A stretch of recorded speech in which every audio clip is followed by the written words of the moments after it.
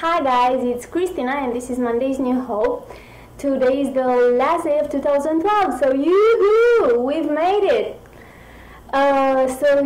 Tomorrow is January the 1st, 2013, and I hope you guys will have a great time tonight. I do apologize because this video is gonna be a bit shorter than the other one, than the usuals, because I am actually on vacation. You can see it's very hot here. What I actually wanted to talk about today is new beginnings, new year, new targets, new objectives, and the specific topic that I would like to speak about, it's something that I struggled with a lot of times, usually when the new year arrived, but not only. And it's a problem that I'm still working on, but I'm definitely better at it than I used to be. So I'm speaking about the black or white thinking, or the perfectionist approach, if you want to call it like that. I even have a tattoo right on my side where it's written that something like go big or go home, meaning you either do something big with your life, Christina, or either just stay home, don't bother anymore. And it was actually very late in time when I discovered that life is not like this. Life should not be lived like this. It's not productive for yourself as a person. I believe that many people with eating disorder issues may have this way of thinking, and I know how hard it could be to overcome this. Especially for New Year, I used to say, oh my God, this year was once again a mess, but it's okay, it's the 1st of January, I will do this and I will be perfect. And I was engaging in these impossible targets that I've decided for myself that was actually impossible. Let me be more specific. I used to smoke, so I smoked for about 7 years in my life, and I always wanted to quit. And I always found that I thought the perfect moment of quitting was 1st of January, of course. And I used to do for myself a list with all the big things that I want to do in my life that will start from this 1st of January. So I used to have lists like quit smoking, like start exercising, and it was start exercising like I used to hate sports and never ever exercised in my life, but somehow I decided that from the 1st of January I will start exercising like 3 days a week. Eat healthy, even though since that point I used to eat a lot of fast food and bad foods. And they were just these big targets. Or I used to say I will learn a new language, and at the end of the year I will speak this language fluently. Who can do this? I mean, I don't know if to you sounds the way that it sounds to me now when I'm saying it and when I know that it was me saying these things, but now it seems it's ridiculously. I mean, I will never be able to do that. I won't speak a new language in a year. I can't start exercising like from 0 to 3 to 5 times a week. This is impossible. I think that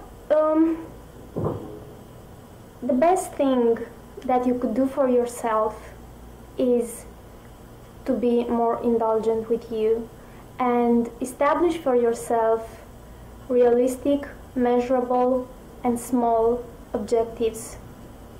There's a lot to say about this, and there are different ways in which you can create your objectives and measure them.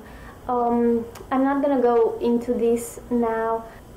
what I found that works for me is not establishing very, I don't know how to say it, sharp objectives like this point and this point and this point. I use now to not even call them objectives anymore, because objectives seems very strict and rigid.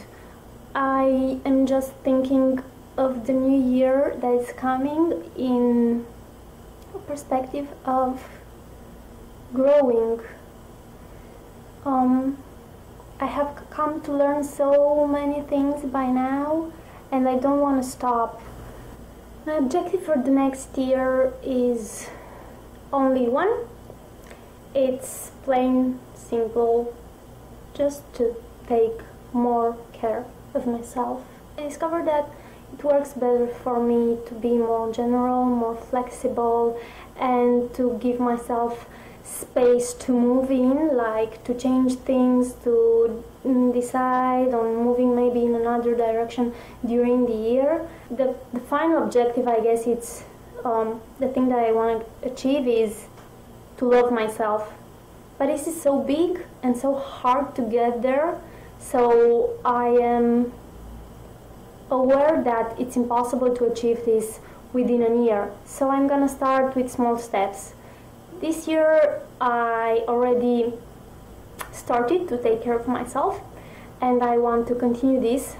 Yeah, so I want to leave you guys with two things that I found helpful.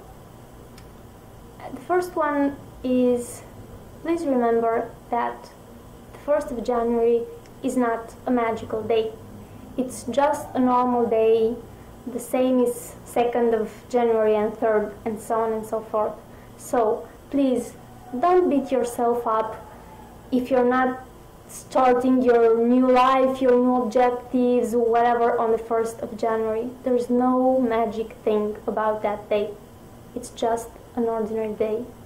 And the second thing that I wanted to leave you with, it's something that my mom told me before leaving on my vacation, because my mom is my best friend, and I am a bit stressed out before leaving on vacation due to different aspects like people and food and new places, changes and all that stuff.